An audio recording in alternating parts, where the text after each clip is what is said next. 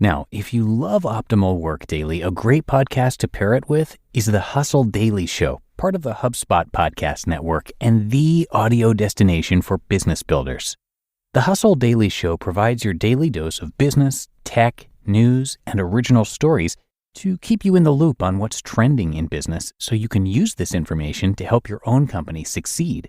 The Hustle Daily Show's team of writers break down the biggest business headlines in 10 minutes or less, just like we do here, and explain why you should care about them. They'll also do deep dives on topics like a man who won the lottery 14 times and why it's nearly impossible to buy an original Bob Ross painting. I checked out a few episodes of the Hustle Daily Show, and to me, it felt like one of the most fun and streamlined ways possible to get the information you need to stay up to date on current business trends. So be sure to search for the Hustle Daily Show wherever you get your podcasts. Hold music. You want to avoid it, and so do your customers. So say goodbye to hold music and hello to faster, smarter support with Salesforce. Make service more personal and agents more productive using built-in trusted AI. Then watch costs and wait times drop and satisfaction soar. Support customers in a whole new way with Service GPT. Learn how at salesforce.com/service GPT. This is Optimal Work Daily, episode 1149, 5 Ways to Turn Your Unhappy Customer into a Valuable Resource, Part 2, by Josh Brown with neilpatel.com. And I am Dan. I'm your host and your narrator here on the show, and this is where I read to you from the best work blogs anywhere, with permission from the authors, of course. Today's actually a continuation episode from yesterday because this post was a little bit longer, so I broke it into 2 pieces. So if you are new here, I would recommend listening to yesterday's episode first. That's Wednesday's show, number 1148. But if you're all caught up and you heard part 1, let's get right to part 2 and continue optimizing your life. 5 Ways to Turn Your Unhappy Customer into a Valuable Resource, Part 2, by Josh Brown with neilpatel.com. 3. Damage Control. Protect your brand from negative mentions. There used to be a standard formula that said when someone experienced poor customer service, they would tell 10 of their friends. That was before the internet, smartphones, and social media. In today's instant access multimedia environment, one unhappy client can reach literally thousands of people, sending their complaint about your company viral. Sadly, negative comments seem to be more contagious than positive ones. You've probably seen video clips where customer service personnel aggravated situations by their rudeness, by not listening and not resolving the complaint. Insensitive lingerie and workout wear retailers may always regret the way they respond to customers' concerns about style and fit. Just take a look at some of the controversy Lululemon generated after the company's CEO suggested unhappy consumers were probably just too fat to wear their clothes. There's no unringing the negative publicity bell.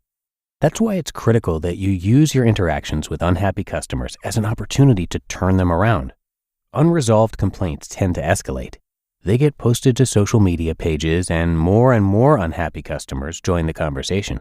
The louder the conversation gets, the more the negative sentiment toward your brand will spread to other people in your target market.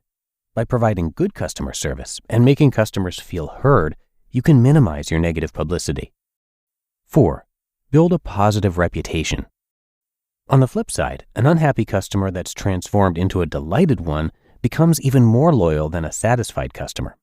In other words, we are even more satisfied when we've had a problem and it's been satisfactorily handled than if we never had the problem to begin with.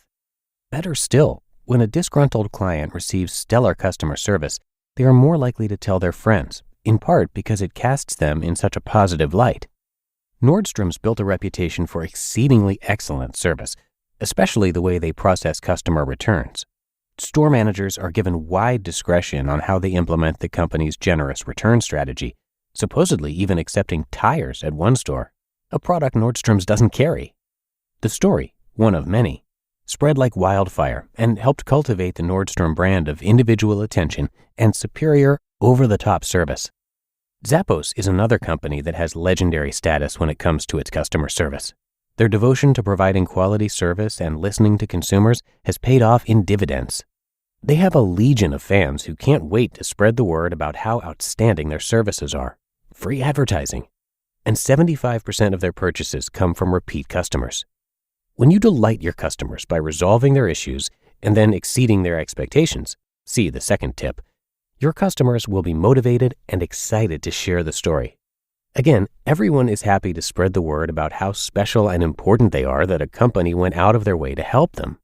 Customers will post their positive experiences to social media, which your company can then repost. There's nothing like unsolicited, positive, authentic customer testimonials to improve your brand image.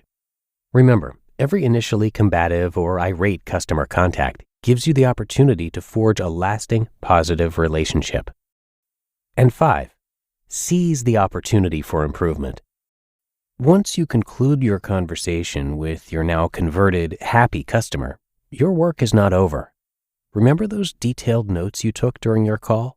Unhappy customers are an invaluable resource for providing honest information about your business, information you need if you want to improve and stand out from your competition. Each complaint is like having a covert operative working undercover to point out potential problems. The old adage, where there's smoke, there's fire, applies to your business. If one unhappy customer tells you about a problem, how many more have experienced a similar issue and just haven't called? By attending to each individual complaint, you can nip potential problems in the bud. Or, if there is a more systemic problem in play, you can address it before it gets any worse. Common customer issues can reveal where your business needs work and give you direction so that you can continually build a better product or service. By incorporating complaints as feedback for improving your business, you will help even more customers. Most customers will accept the occasional human or system error. How your company responds to those errors is what distinguishes you from your competitors. It's easier than ever for customers to publicly share their experiences, and the way you respond to unhappy customers will determine what they say about you afterward. By truly listening to your unhappy customers, you can generate the most pleasant outcome possible. Better yet, you can turn an experience with an unhappy customer into an opportunity to drive profitable change and growth for your business. You now know every complaint is your opportunity to minimize future negative publicity and convert an unhappy customer into a devoted and loyal fan who will spread the word about your superior service. So the next time you have an unhappy customer on your hands, you can smile and say warmly, "Thank you for reaching out," and mean it. You just listened to part 2 of the post titled 5 Ways to Turn Your Unhappy Customer into a Valuable Resource by Josh Brown with neilpatel.com. Labor strikes, climate change, your beat-up office printer. What do they all have in common? Come on, it's all about the money. Economics is everywhere and everything, fueling our lives even where we least expect it. If you're a fan of Optimal Work Daily and are curious to learn something new and exciting about economics every week, I recommend you listen to the Planet Money podcast from NPR. Planet Money is a different kind of world where the complex economy actually makes sense. Listeners can learn, laugh, and be entertained. And I find it to be really educational too. Money can be confusing, and Planet Money is great at providing straightforward explanations for how money is really moving in ways we're usually kept in the dark about. The Planet Money team lives to tell a good story in around 30 minutes. It's econ for the rest of us.